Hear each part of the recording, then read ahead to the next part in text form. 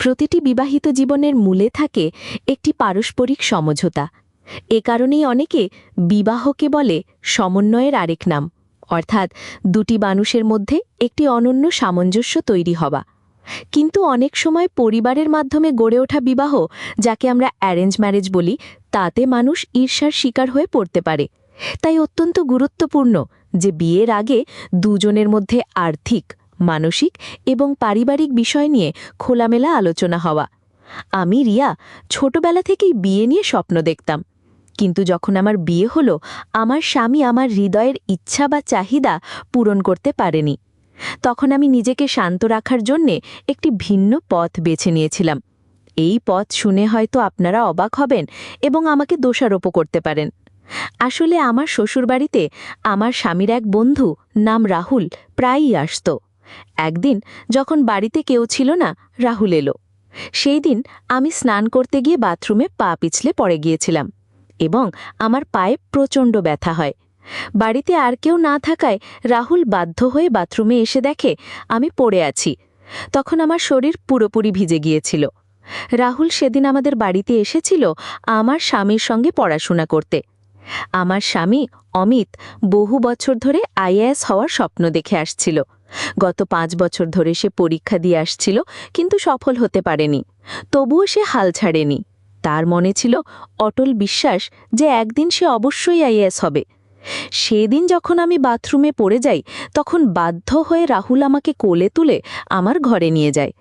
আমার ভেজা শরীর দেখে রাহুল আমার সঙ্গে কথা বলতে শুরু করে এবং আমিও তার সঙ্গে কথা বলে কিছুটা আনন্দ পাই।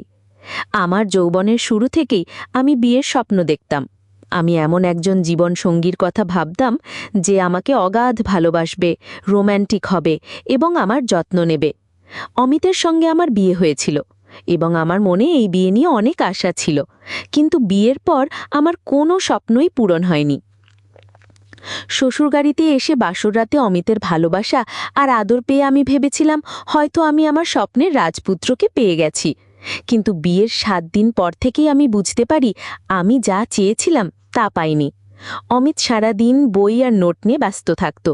সে অনলাইনে ক্লাস করত এবং আমাকে মোটেও সময় দিত না। আমি তার কাছে গেলে সে বিরক্ত হতো এবং বলতো, রিয়া, তুমি সারাক্ষণ আমার পিছনে লাগলে আমার পড়াশোনা নষ্ট হবে। আমাকে এবারের পরীক্ষায় পাশ করতেই হবে। দয়া করে আমাকে বিরক্ত করা বন্ধ করো। তার কথা শুনে আমি একদিন না পেরে বলেছিলাম, তুমি গত 5 বছর ধরে পরীক্ষা দিচ্ছ, কিন্তু পাশ করতে পারোনি। এবার কি এমন হবে যে তুমি পাশ করবে? আর যদি তোমার পড়াশোনার এতই ইচ্ছে ছিল, তাহলে আমাকে কেন বিয়ে করলে? এই বাড়িতে কি শুধু একজন কাজের লোকের প্রয়োজন ছিল? আমি সারাদিন বাড়ির কাজ করি, তোমার বাবা মায়ের সেবা করি, তবুও কি আমি তোমার কাছ থেকে একটু ভালোবাসা আর যত্ন আশা করতে পারি না? তাহলে এই বিয়ের মানে কি? আমার কথা শুনে অমিত আমার কাঁধে হাত রেখে বলল, রিয়া, শান্ত হও। আমি একবার আইএএস হয়ে গেলে তোমার সব স্বপ্ন পূরণ করব। এই বলে সে বই নিয়ে পাশের ঘরে চলে গেল। সেদিন আমি কাঁদতে কাঁদতে আমার ঘনিষ্ঠ বান্ধবীকে ফোন করে সব খুলে বললাম। আমার মনে অনেক কষ্ট জমেছিল এবং সেই কষ্ট কমাতে আমি তাকে ফোন করেছিলাম। বান্ধবী আমাকে অমিতের মনোযোগ পাওয়ার জন্যে একটি পরামর্শ দিল।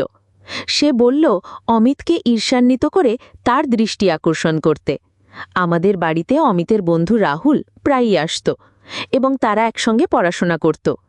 একদিন রাহুল যখন এলো, আমি তার সঙ্গে দুটো মিষ্টি কথা বলতে শুরু করলাম।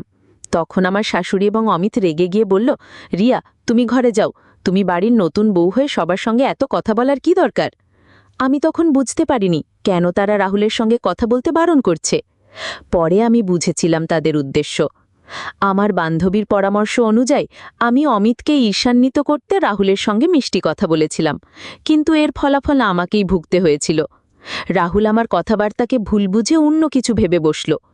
একদিন সে আমার ঘরে একটি চিঠি খেলে গেল, যাতে লেখা ছিল, রিয়া বৌদি, কাল সন্ধ্যায় পার্কে তোমার সঙ্গে দেখা করব। তুমি 6টায় পার্কে চলে আসবে। আমি তোমার জন্য অপেক্ষা করব। আমি যখন রাহুলের সঙ্গে কথা বলেছিলাম, তখন অমিত তেলে বেগুনে জ্বলে উঠেছিল। তার রাগ দেখে আমি মনে মনে খুশি হচ্ছিলাম, ভেবেছিলাম সে ঈর্ষান্বিত হচ্ছে। কিন্তু রাহুল আমার মিষ্টি কথাকে ভুল বুঝে একটি অশ্লীল চিঠি লিখেছিল। চিঠিতে সে নোংরা ভাষায় লিখেছিল যে সে আমাকে ভোগ করতে চায় এবং আমাকে দেখে তার চাহিদা জেগেছে। এই চিঠি পড়ে আমি প্রচণ্ড রেগে গিয়েছিলাম। তার ভুল ধারণা দূর করতে আমি সন্ধ্যায় পার্কে গিয়েছিলাম, কিন্তু সে সেখানে ছিল না। ঠিক তখনই আমার ফোনে রাহুলের কল এলো। সে বলল, বৌদি, আমি অসুস্থতায় বাইরে যেতে পারিনি, তুমি আমার বাড়িতে চলে এসো। তার ভুল ধারণা দূর করতে আমি তার বাড়িতে গেলাম। সেখানে গিয়ে দেখি দরজা খোলা। আমি তার নাম ধরে ডাকলাম, কিন্তু কোনো সাড়া না পেয়ে ঘরে ঢুকে পড়লাম। রাহুল বিছানায় বসেছিল এবং আমাকে দেখে খুশি হয়ে আমার হাত ধরে বসতে বলল। আমি রেগে তার হাত সরিয়ে বললাম, রাহুল, এসব কি অসভ্যতা? আমি একজন বিবাহিত মহিলা। তোমার সাহস কি করে হলো এমন নোংরা চিঠি লেখার? তুমি কতটা নির্লজ্জ আমি আজ বুঝলাম। এখন বুঝলাম কেন আমার শাশুড়ি এবং অমিত তোমার সঙ্গে কথা বলতে বারণ করছিল। তখন রাহুল হঠাৎ আমাকে পেছন থেকে জড়িয়ে ধরে বলল, সুইটহার্ট, আমি এখনো তো কোনো অসভ্যতা করিনি, কিন্তু আজ তুমি দেখবে আমি কি করতে পারি। আমি তাকে ধাক্কা দিয়ে সরিয়ে তার গালে একটি জোরে থাপ্পড় মেরে বললাম, নির্লজ্জ কোথাকার! আমি তোমার সঙ্গে দুটো মিষ্টি কথা বলেছি বলে তুমি আমার সঙ্গে আমার নোংরামি করতে চাও? আমাকে কি তুমি ওই ধরনের মহিলা ভাবছ? আমার কথা শেষ হতে না হতেই রাহুল আমাকে বিছানায় ফেলে জোর করে আমার সঙ্গে খারাপ ব্যবহার করার চেষ্টা করল। আমি আমার প্রাণ আর সম্মান বাঁচাতে পুরো শক্তি দিয়ে প্রতিরোধ করলাম এবং চিৎকার করে সাহায্যের জন্য ডাকতে লাগলাম। ঠিক তখনই অমিত সেখানে এসে পড়ল। রাহুলকে আমার সঙ্গে অসভ্যতা করতে দেখে অমিত তাকে মারতে শুরু করল। অমিত রেগে আমাকে বলল, এই কারণেই তোমাকে আমার বন্ধুর থেকে দূরে থাকতে বলেছিলাম, কিন্তু তুমি আমার কথা শোনোনি। রাহুলের সঙ্গে এত মিষ্টি কথা বলার কি দরকার ছিল? তারপর রাহুলকে থাপ্পড় মেরে বলল, তোর চরিত্র খারাপ এটা আমি জানতাম, কিন্তু তুই আমার স্ত্রীর সঙ্গে আমার নোংরামি করবি এটা আমি কখনো ভাবিনি।